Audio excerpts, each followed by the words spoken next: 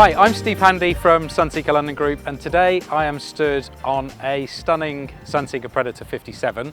This is a boat that I've taken in part exchange. I supplied her new to her British owner. She was built in 2016 and we supplied her to her first owner in 2017. We've just taken it in part exchange and this is now stock of the Sunseeker London Group. I want to take you on a tour of this stunning Predator, and I'm starting at the bow where you can see this huge space. This for me makes this iconic silhouette of a stunning Sunseeker Predator. Lots of sunbathing here. You can see you've got 3 sun pads, all with folding backrests if you want them. And what a sexy, beautiful looking boat. So let's take you on a tour. So you'll see we've actually moved the boat now. We put it on a mooring in the marina. I wanted to just talk to you about the back end first, the transom. So standard feature on a Sunseeker Predator 57 is this hydraulic bathing platform. So you've got your controls to hand up here. This hydraulically lowers down into the water. It'll carry up to 450 kilos. There are some fixings in the platform already for some chocks where the previous owner had a jet ski stored on the back. We've also got in here a big garage. You can store in here a Williams 325, and there's the track system for that, so that's really cool. And then on this boat there is actually also a crew cabin at the back end. Most owners use this space for storage, but it is actually fitted out in the American walnut, and that's quite a nice space in there.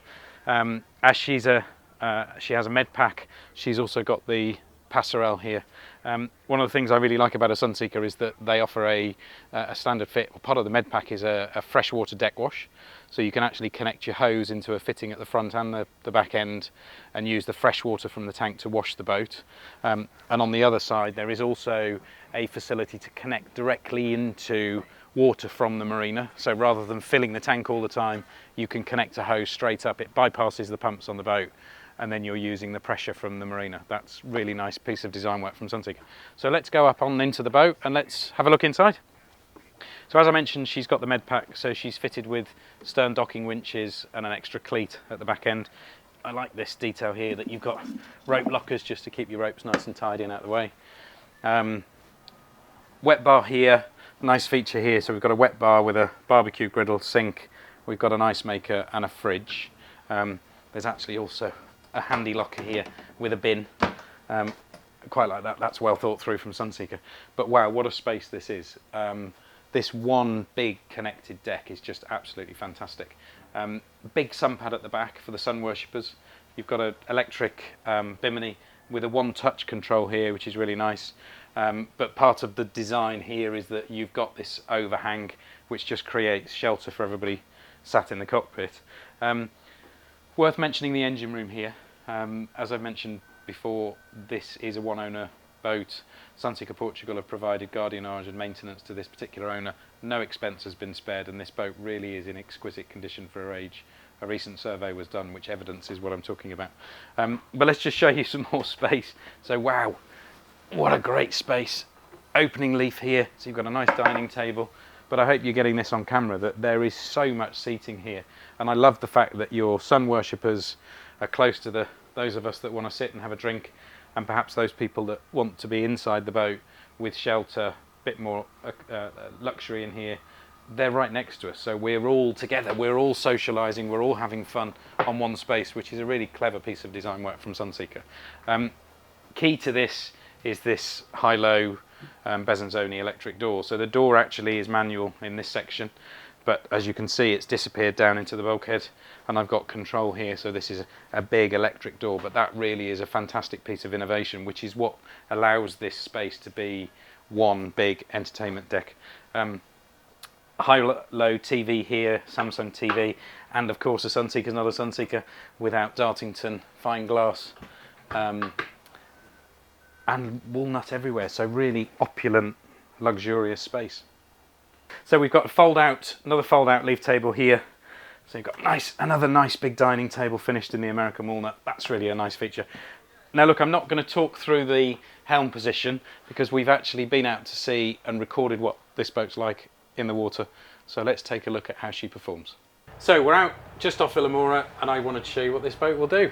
So let's go into gear. build up some revs and talk you through fuel consumption and feel. So we're heading down with the weather, with the waves. So I'm at 1100 RPM. Let's see what she gets up to. She's doing about 11 knots over the ground, consuming about 60 litres an hour. We've got a reasonable swell just here in the Algarve coast, but this is a really very comfortable, relaxed. If you've got people on the bow, people drinking, we're not crashing around everywhere. It's a nice slow cruising speed. But if we get her up onto the plane, just easing forward these throttle levers, up at 1500 RPM. Let's get her up over the hump and up onto the plane. You feel her lifting up, so we're climbing up onto the plane. There you go. Now we're on the plane, nose has dropped down, and straight away we're at 22 knots. I mean, this boat with these D13 900s, this is unbelievable. Really, really powerful. I can feel the power. So I'm just around 1800 RPM, 21 knots, consuming about 200 litres an hour. So this would be the fast cruising speed. We'll play with this in a second. I get the trim tabs down just to get the nose down a bit. There you go, you can see the trim tabs are making a marked difference to the horizon. So we can see the nose has dropped down. Keeping an eye out all the time in this coastline for lobster pots.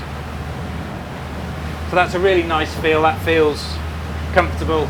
As I say, it's windy. We've got gusting 25, 27 knots today. So there's quite a breeze. If I just give us some more revs, we're up at 2000 RPM, straight away up at 26 knots. It's almost instant. I literally touch the throttle just a tiny bit and she accelerates, as you would expect for a Predator. Really very commanding driving position. I'm not going to open it, but I've got an electric window here and see outside if I wanted to. Obviously this amazing electric sunroof, which is huge when it's open. You wouldn't do it now just in case we get any spray. As I say, with 25, 27 knot gusts and a swell, I don't want to get any water inside the boat. But opening this window, you create this fantastic open feel, which is all what a Predator's about. So we're at 25, I said 25, 26 knots, about 1800, up 1900, 2000. Let's get her up a bit more. Hear that engine note change. We're at 2100. We are consuming 300 litres an hour now, but we're at 28.5 knots. Building a little bit, 29 knots. Absolutely stunning feeling boat. So let's just see if we can get her up to some top end speeds. Appreciate you can't appreciate all this on camera, but trust me, this is a really glorious feeling. So accelerating up. So we're building 2200, hovering around 2250, and we're up at 31 knots. She is light, she's 30% fuel, we're about half a tank of water, no tender in the back, no jet ski on the platform, and we've just, as I've said, taken this boat in part exchange, so there is no owner paraphernalia on board. So she is a light boat, but we're up at 32 knots. What an absolutely fantastic feeling in this iconic brand. Just dropping her back off, we don't need to scream along at 32 knots.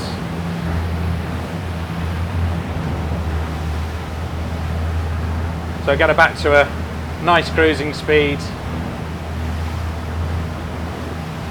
1850, 1900 RPM, 25 knots, 210-ish litres. So this sort of optimum speed, I would say, is around 23 knots to get to that 200 litres per hour optimum fuel consumption. But what a fantastic boat.